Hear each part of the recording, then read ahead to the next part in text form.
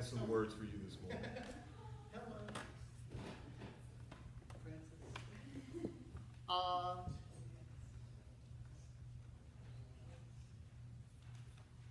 I just want to say, first off, how glad I am to be here. This is beautiful. You have peacocks just wandering around outside that I got to talk with earlier today. One of the peacocks up there. Ray mentioned I preach to the birds. That was kind of my thing. People said I was crazy for that, but really, I found that the birds never flew away, which is more than I could say for a lot of the congregations that I spoke to. But just a little bit about me, just historically speaking, from just as a bit of trivia, I was the one who came up with the whole idea of a nativity scene. Got live animals involved, the whole 9 yards. That was me. Thank you for that. But more than that, just a little background. I actually was born in Assisi. Raised there. It was a little city-state at the time that kind of was in the midst of a lot of different war and whatnot. But my family was very wealthy. My father was a silk merchant, and I lived a life of great luxury, actually. I was the first to say, I'll take the check. So I had a lot of friends, as you can imagine, and we just sort of lived that lifestyle. But in Assisi, it was nothing for us to be going out and for me to literally just step over a beggar in the street or a leper, or look down an alley and see somebody getting knifed to death. That was just the environment that I lived in. And just like a true son of wealth, when Assisi went to war, I went to war for them. But unlike your beloved St. George, I was not a soldier, and I got captured very quickly, and thrown into a prison. And it was in that prison where I kind of only had the rats to sort of keep me company, I started thinking about some of the laws, like what Brother Ray mentioned, and how I was a prisoner. And that got me thinking about my life and how I had lived my life. So when I got out of prison, I went back to Assisi, and I started spending a lot of time in a little church on the outskirts of town. It was really more of a ruin. And I started looking around me, and I started to imagine, who are the people around us who are prisoners? Who are those people? And I noticed the lepers. Those were the people who spoke to me. At the time, people thought that leprosy was a manifestation of their sin, right?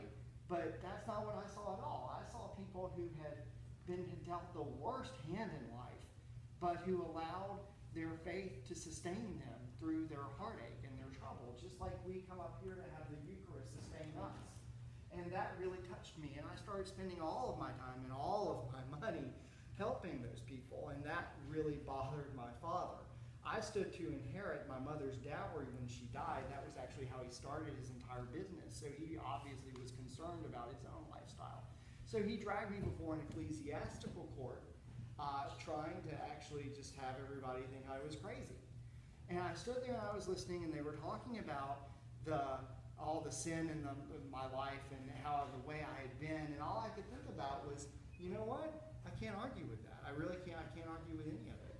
So I did what anybody would have done. I did what any of you would have done. What Brother Dodger would have done. What anybody here would have done. I stripped off my clothes, stood naked there before God and everybody, and I laid them down at my father's feet. And I said, Pietro, my dad, Pietro, you're right. You're right. I've been a hypocrite.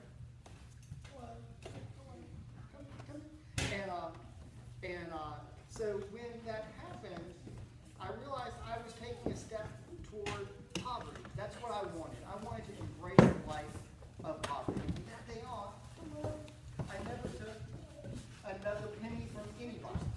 And that was it. I embraced poverty from then on.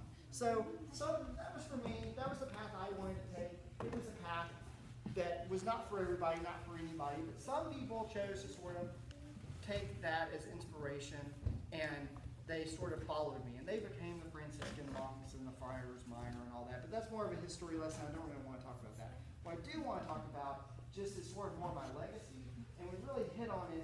I couldn't help but notice in those Bible verses that you read, because if you think about it, in that psalm, you talked about how God made man right below the angels, like the angels, like these holy creatures, right?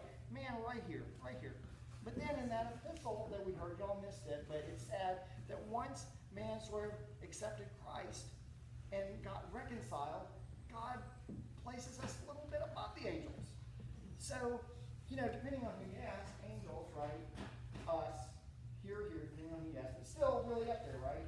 But if you go back to that book, that Genesis reading, right, that we heard about before God made Eve, before he made man a partner, he made man a helper. And those helpers were the animals. It was like Molly back there. She's a helper. They're all, Roxy is a helper. They're back there here to help us. And God now actually sat down and loved them so much that they named every one of them. That's how much they loved them. And so then, that kind of begs the question of, if these are, if this is the creation that we're all around, then it's really our responsibility to take care of it. So that just have one question, and I'm going to just say it. It's sort of the elephant in the room. What did that dragon ever do to George? I know, like, she kidnapped the princess and whatever, but there's a similar story about me, except it has a very different ending. In my story, it was a wolf, right? And there was this big wolf, and it was terrorizing the town, eating all the sheep, and this, that, and the other, right? And the townspeople we're talking, they were to the stage of torches and pitchforks. And they were going to go after this wolf. And I thought, well, I got to get the wolf first. So I went and found the wolf. I went out in the woods and found the wolf's lair. And I made the sign of the cross. And the wolf lay down at my feet, right there. He lay down at my feet. And I said, Brother Wolf, why are you doing this? Why are you doing this? You are subject to man. Why are you like poking the bear like that? It doesn't make sense. And Brother Wolf said to me, he looked at me, he put his paw in my hand, and he looked up and he said, I did it because I'm hungry. Wolf's got to eat. I'm hungry. So I went back to the town people, and I said, he's not attacking your sheep out of malice or anything like that. He's hungry. He doesn't have the word of God to sustain him like we do. He needs help. And so the people agreed to feed the wolf, and the wolf never attacked them again. And you know what else? A couple of years later, when the wolf died, the people mourned. They mourned the loss of my brother Wolf, because they realized that something beautiful that God had created had walked free and naked around them. And when he died, when they were left without him, they were diminished because a little bit of creation was gone from their lives. So that's my thought. With that in mind, I know George comes from time to time, so if he's here again, how about asking him if he's going to carry out the banner of Christ? Maybe, I'm not one to criticize, but just maybe keeping the sword at his hip when doing so. That's all I'm saying. Thank you. Peace. I can't wait to bless the animals with God.